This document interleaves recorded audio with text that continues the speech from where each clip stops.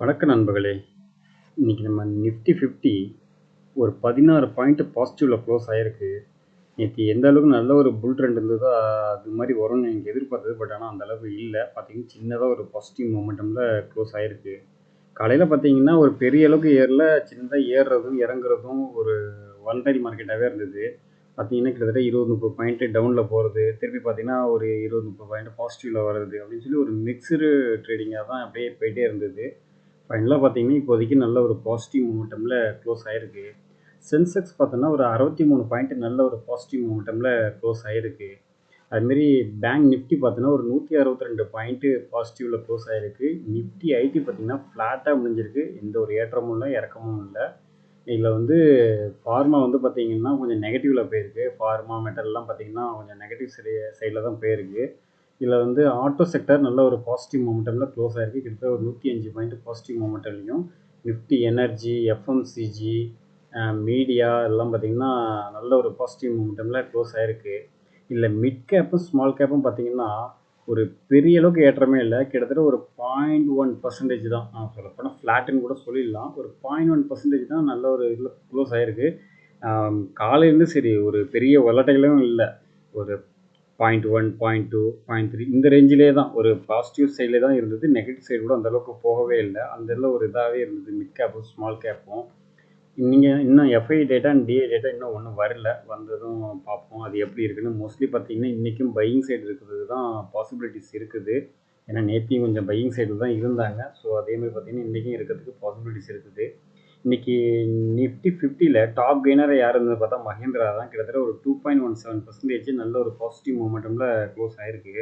அதுக்கடுத்து பார்த்தா Wipro, SBI, tech Mahindra, Nestle இவங்கெல்லாம் பார்த்தீங்கன்னா நல்ல ஒரு பாசிட்டிவ் மொமெண்டமில் க்ளோஸ் ஆகிருக்காங்க. அதுமாரி டாப் லூசரில் யார் இருந்ததுன்னு பார்த்தா ஸ்ரீராம் ஃபினான்ஸ் தான் இருந்திருக்காங்க. கிட்டத்தட்ட ஒரு 2.35% வந்து பார்த்தீங்கன்னா நெகட்டிவ் சைடில் வந்து க்ளோஸ் ஆகிருக்கு. அதுமாரி ஏர்டெல், ஜொமோட்டோ பார்த்தீங்கன்னா நெகட்டிவ் சைடும், Sun Pharma, Tata steel, Cipla எல்லாம் பார்த்தீங்கன்னா ஒரு நெகட்டிவ் சைடில் போயிருக்கு. ஸ்ரீரா ஃபினான்ஸு, ஜொமோட்டோலாம் பார்த்தீங்கன்னா நேற்று நல்ல ஒரு பாசிட்டிவ் மொமெண்டமில் க்ளோஸ் ஆகிருந்தது. இன்றைக்கி பார்த்தீங்கன்னா ஒரு நெகட்டிவ் சைடு தான்.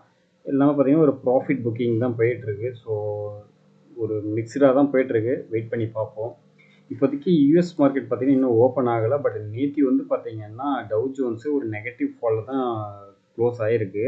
கிட்டத்தட்ட ஒரு 436 பாயிண்ட் நெகட்டிவில் க்ளோஸ் ஆகிருக்கு. அதேமாரி S&P 500 24 பாயிண்ட்டு நெகட்டிவ்லையும், நாஸ்டாக்கு 37 பாயிண்ட் பாசிட்டிவ்லையும் க்ளோஸ் ஆகிருக்கு. ஸோ இதில் வந்து பார்க்கும்போது கொஞ்சம் மிக்சடாக தான் போயிருக்கு. இதே இது இன்றைக்கி எப்படி இருக்குங்கிறது சொல்ல முடியாது. மேபி பாசிட்டிவ் வரதுக்கு பாசிபிலிட்டிஸ் இருக்குது. அது என்ன காரணம்னு பார்க்கும்போது இப்போதைக்கு யூரோப்பியன் மார்க்கெட் வந்து பார்த்திங்கன்னா நல்ல ஒரு பாசிட்டிவ் மொமெண்டமில் போயிட்டுருக்கு. ஸோ டேக்ஸு பாருங்கள் ஒரு 112 பாயிண்ட்டும், எஃப்டிஎஸ்சி 32 பாயிண்ட்டு, சிஎஸ்சி 8 பாயிண்ட்டுன்னு நல்லா ஒரு பாசிட்டிவ் மொமெண்டமில் போயிருக்கு. ஏஷியன் மார்க்கெட்டு ஒரு மிக்சடாக தான் போயிருக்கு. நிக்கி 14 பாயிண்ட்டும் நெகட்டிவில் போயிருக்கு. ஆங்ஸங்கு 72 பாயிண்ட்டு நெகட்டிவ். தைவான் வந்து பாருங்கள் ஒரு 220 பாயிண்ட்டு பாசிட்டிவ். நம்ம மார்க்கெட்டும் பார்த்திங்கன்னா பாசிட்டிவில் வந்திருக்கு. Taiwan positive. பட் ஹாங்ஸாங்கும் நிக்கியும் மட்டும்தான் கொஞ்சம் நெகட்டிவ் சைடில் போயிருக்கு. மற்றபடி வரதும் இல்லை. ஸோ இது வந்து பார்த்திங்கன்னா ஒரு மிக்சடாக தான் போயிருக்கு. கோல்டு ரேட் பார்த்தீங்கன்னா இன்றைக்கி கொஞ்சம் நல்ல ஒரு டவுன்ஃபால் வந்திருக்கு. கிட்டத்தட்ட ஒரு 45 ரூபா இறங்கிருக்கு. 22 கேரட் கோல்டு 9100 ரூபா அப்படிங்கிற ரேஞ்சில் இருக்குது. அதுமாரி பார்த்தீங்கன்னா 24 கேரட் கோல்டு வந்து பாருங்கள் 9928 அப்படிங்கிற ரேஞ்சில் இருக்குது. அது கிட்டத்தட்ட ஒரு 49 ரூபா இறங்கிருக்கு. கோல்டு முடிஞ்ச வரைக்கும் கன்சிடர் பண்ணிக்கிட்டே இருங்க, ஃபிசிக்கலாகவோ இல்லை டிஜிட்டலாகவோ. சில்வர் பார்த்தீங்கன்னா 1 ரூபா இறங்கிருக்கு. நேற்று 115 இருந்தது, இன்றைக்கி 114 இருக்குது. சில்வரும் பார்த்தீங்கன்னா சேம் ஈக்குவலாக இறங்கிட்டுருக்கு. சில்வர் ஆல்ரெடி பார்த்தீங்கன்னா 1 கிலோ வந்து பார்த்தீங்கன்னா கிட்டத்தட்ட 115 ரூபா, 1,15,000 மேலே போயிடுச்சு. ஆல்மோஸ்ட் பார்த்தீங்கன்னா 1,20,000 வந்து ரீச் ஆகிடுச்சு அப்படிங்கிற மாதிரி சொல்லியிருக்காங்க எம்செக்ஸ் இதில். ஸோ கூடிய விரைவில் இது வந்து 1,50,000 லட்ச ரூபா தொடுறதுக்கும் பாசிபிலிட்டிஸ் இருக்குது அப்படிங்கிற மாதிரி தான் சொல்கிறாங்க. ஸோ சில்வரையும் முடிஞ்ச வரைக்கும் கன்சிடர் பண்ணிகிட்டே இருங்க. லாங் டேர்ம் உள்ள போர்ட்ஃபோலியோக்கு இதெல்லாம் நல்லா ஒர்த்தபுளாக இருக்கும். அடுத்ததாக இப்போ எஸ்பிஐ வந்து பார்த்தீங்கன்னா QIP பண்ண போகிறதா சொல்லியிருக்காங்க. அதில் வந்து பார்த்தீங்கன்னா அவங்களோட ஃப்ளோர் ப்ரைஸ் வந்து பார்த்தீங்கன்னா 811 கொடுக்குறோம் அப்படிங்கிற மாதிரி ஒரு இது ஸ்டேட்மெண்ட் ஒன்று கொடுத்துருக்காங்க. கரண்ட் மார்க்கெட்டை விட கிட்டத்தட்ட ஒரு 2.5% டிஸ்கவுண்ட் ப்ரைஸில் கொடுக்குறோம் அப்படிங்கிற மாதிரி சொல்லியிருக்காங்க QIP. பட் எவ்வளோ கோடிக்கு பண்ணுறது அப்படிங்கிற இது மாதிரி ஒன்றும் சொல்லலை. ஜஸ்ட் ஒரு நியூஸ் மணிக்கண்ட்ரோலில் பார்த்தேன். அந்த ஒரு நியூஸ் தான் எனக்கு வந்திருந்தது. அதுமாரி பார்த்தீங்கன்னா எல்என்டி டெக் வந்து பார்த்தீங்கன்னா இந்த Q1ல் கிட்டத்தட்ட இந்த மார்ஜின் வந்து 316 கோடி வரைக்கும் இன்க்ரீஸ் ஆயிருக்கு அப்படிங்கிற மாதிரி சொல்லியிருக்காங்க. அதுமாரி ரெவென்யூ வந்து பார்த்தீங்கன்னா கிட்டத்தட்ட ஒரு 16% வரைக்கும் நல்லா இன்க்ரீஸ் ஆகிருக்கு அப்படிங்கிற மாதிரி சொல்லியிருக்காங்க. பட் ஃபுல் டீட்டெயில் இன்னும் வரல. அது மணிக்கண்ட்ரோலில் தேடி பார்த்தா இன்னும் வரல. ஸ்க்ரீனர்லேயும் இன்னும் வரல. வந்ததும் ஃபர்தராக அப்டேட் பண்ணுறேன். அதுமாரி ஹெச்டிஎஃப்சி லைஃப் வந்து பார்த்தீங்கன்னா இந்த Q1ல் நெட் ப்ரீமியம் வந்து நல்ல ஒரு 15% வரைக்கும் இன்க்ரீஸ் ஆகிருக்கு அப்படிங்கிற மாதிரி சொல்லியிருக்காங்க. இயர் ஆன் இயரில். இதே இது 2024ல் பார்த்தீங்கன்னா 12,509 கோடியாக இருந்தது. இப்போ பார்த்தீங்கன்னா 14,466 கோடியாக இருக்குது. ஸோ அந்தளவுக்கு பார்த்தீங்கன்னா நல்லாவே இம்ப்ரூவ்மெண்ட் ஆகிருக்கு. அதுமாரி பார்த்தீங்கன்னா ப்ராஃபிட்டும் பார்த்தீங்கன்னா கிட்டத்தட்ட ஒரு 14% வரைக்கும் நல்லாவே இம்ப்ரூவ்மெண்ட் ஆகிருக்கு. இதே 2024ல் 478 கோடியாக இருந்தது. இப்போ பார்த்தீங்கன்னா 546 கோடி அப்படிங்கிற மாதிரி வந்திருக்கு. ஸோ நல்லாவே ப்ராஃபிட்டு நல்லாவே இன்க்ரீஸ் ஆகிருக்கு. ப்ரீமியமும் பார்த்தீங்கன்னா நல்லாவே இம்ப்ரூவ்மெண்ட் ஆகிருக்கு. அதுமாரி ஐசிஐசிஐ லம்பார்டு அவங்க பார்த்தீங்கன்னா Q1ல் நெட் ப்ராஃபிட் வந்து பார்த்தீங்கன்னா கிட்டத்தட்ட ஒரு 28.7% வரைக்கும் நல்லாவே இம்ப்ரூவ்மெண்ட் ஆகிருக்கு அப்படிங்கிற மாதிரி சொல்லியிருக்காங்க. இது வந்து இயர் ஆன் இயரில். இதே போன வருஷம் ஜூனில் வந்து பார்த்தீங்கன்னா 580 கோடியாக இருந்தது. இப்போ வந்து பார்த்தீங்கன்னா 747 கோடியாக இருக்குது. ஸோ நல்லாவே இம்ப்ரூவ்மெண்ட் ஆகிருக்கு.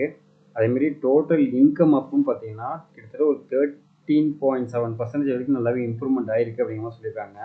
இதே லாஸ்ட் இயரில் வந்து பார்த்தீங்கன்னா ஒரு 5,352 கோடியாக இருந்தது. இப்போ பார்த்தீங்கன்னா 6,083 கோடியாக இருக்குது. ஸோ நல்லாவே இம்ப்ரூவ்மெண்ட் ஆகிருக்கு. மோஸ்ட்லி பார்த்தீங்கன்னா லைஃப் இன்சூரன்ஸ் கம்பெனி எல்லாமே பார்த்தீங்கன்னா நல்ல ஒரு ரிசல்ட் இப்போ கொடுத்துருக்கு. ஹெச்டிஎஃப்சியும் சரி, ஐசிஐசிஐ லம்பார்டும் சரி, போத்தர் நல்லாவே கொடுத்துருக்காங்க. ஸோ மற்றது எதாவது எப்படி கொடுக்குறாங்க என்னங்கிறத கொஞ்சம் வெயிட் பண்ணி பார்ப்போம். அடுத்ததாக ஜைடஸ் லைஃப் இன்சூரன்ஸ் வந்து பார்த்தீங்கன்னா யூஎஸ்ஏ எஃப்டிஏ வந்து அப்ரூவல் கொடுத்துருக்காங்க. இது வந்து பார்த்தீங்கன்னா சிலிகோசிக் பி கேப்சூல் வந்து ப்ரொடக்ஷன் பண்ணுறதுக்கு யூஎஸ்எஃப்டிஏ வந்து அப்ரூவல் கொடுத்துட்டாங்க. ஸோ இது வந்து ஜைடஸ் லைஃப் சயின்ஸுக்கு வந்து பார்த்தீங்கன்னா நல்ல ஒரு பாசிட்டிவ் நியூஸாக இருக்குது. அடுத்தமாரி ஜஸ்டைலுக்கு வந்து பார்த்தீங்கன்னா இந்த Q1ல் ரெவென்யூ வந்து பார்த்தீங்கன்னா கிட்டத்தட்ட ஒரு 6.42% வரைக்கும் நல்லாவே இம்ப்ரூவ்மெண்ட் ஆகிருக்கு அப்படிங்கிற மாதிரி சொல்லியிருக்காங்க. இயர் ஆன் இயரில். லாஸ்ட் இயரில் 280 க்ரோஸாக இருந்தது. இப்போ பார்த்தீங்கன்னா 298 க்ரோஸாக இருக்குது. நெட் ப்ராஃபிட்டும் பார்த்தீங்கன்னா 13.47% நல்லாவே இம்ப்ரூவ்மெண்ட் ஆகிருக்கு அப்படிங்கிற மாதிரி சொல்லியிருக்காங்க. லாஸ்ட் இயரில் வந்து பாருங்கள் ஒரு 141 க்ரோஸாக இருந்தது ஜூன் குவார்ட்டரில். இந்த குவார்ட்டரில் அதாவது இந்த இயரில் வந்து பார்த்தீங்கன்னா 160 க்ரோஸாக இருக்குது. நல்லாவே இம்ப்ரூவ்மெண்ட் ஆகிருக்கு. அதுமாரி ஜியோஜெட் ஃபினான்ஷியல் சர்வீஸ் வந்து பார்த்தீங்கன்னா Q1ல் ரெவென்யூ வந்து டவுன் ஆகிடுச்சு அப்படிங்கிற மாதிரி சொல்லியிருக்காங்க. கிட்டத்தட்ட ஒரு 13.33% வரைக்கும் நல்லாவே டவுன் ஆகிருக்கு அப்படிங்கிற மாதிரி சொல்லியிருக்காங்க. இது வந்து குவார்ட்டரில் மட்டும்தான். இந்த இதெல்லாம் நல்லாவே டவுன் ஆகிடுச்சு. அதுமாரி நெட் ப்ராஃபிட்டும் பார்த்தீங்கன்னா டவுன்ஃபால் ஆகிருக்கு. கிட்டத்தட்ட ஒரு 11.63% வரைக்கும் நல்லாவே டவுன்ஃபால் போயிடுச்சு அப்படிங்கிற மாதிரி சொல்லியிருக்காங்க. இதே லாஸ்ட் இயரில் வந்து பார்த்தீங்கன்னா 30.89 க்ரோஸாக இருந்தது. இப்போ வந்து பார்த்தீங்கன்னா 27.29 க்ரோஸாக இருக்குது. இது நெட் ப்ராஃபிட் வந்ததுன்னு பார்த்தீங்கன்னா இந்த இதில் இயர் ஆன் இயரில் சொல்லியிருக்காங்க net profit. But revenue down வந்து பார்த்தீங்கன்னா குவார்ட்டர் நல்லாவே டவுன் ஆகிருக்கு அப்படிங்கிற மாதிரி சொல்லியிருக்காங்க. அதாவது சோமானி செராமிக்ஸ் வந்து பார்த்தீங்கன்னா ஒரு 51% உள்ள ஸ்டாக்கை வந்து வாங்கியிருக்காங்க. டியூரா பில்டு கேருங்கிற ஒரு கம்பெனியோட 51% ஸ்டாக்கை வாங்கிட்டாங்க. அதோட மதிப்பு வந்து பார்த்தீங்கன்னா 10 கோடி அப்படிங்கிற மாதிரி சொல்லியிருக்காங்க. அடுத்ததாக ஸ்பண்டனா பூர்த்தி வந்து பார்த்தீங்கன்னா ரைட் இஷ்யூ பண்ண போகிறதா சொல்லியிருக்காங்க. கிட்டத்தட்ட ஒரு 400 கோடிக்கு பண்ணுறதா சொல்லியிருக்காங்க. ஸோ நீங்கள் கொடுத்த இன்ஃபர்மேஷன் எல்லாமே யூஸ்ஃபுல்லாக இருக்குன்னு நினைக்கிறேன். அடுத்த இன்ஃபர்மேஷனோட அடுத்த வீடியோ சந்திப்போம். நன்றி நண்பர்களே.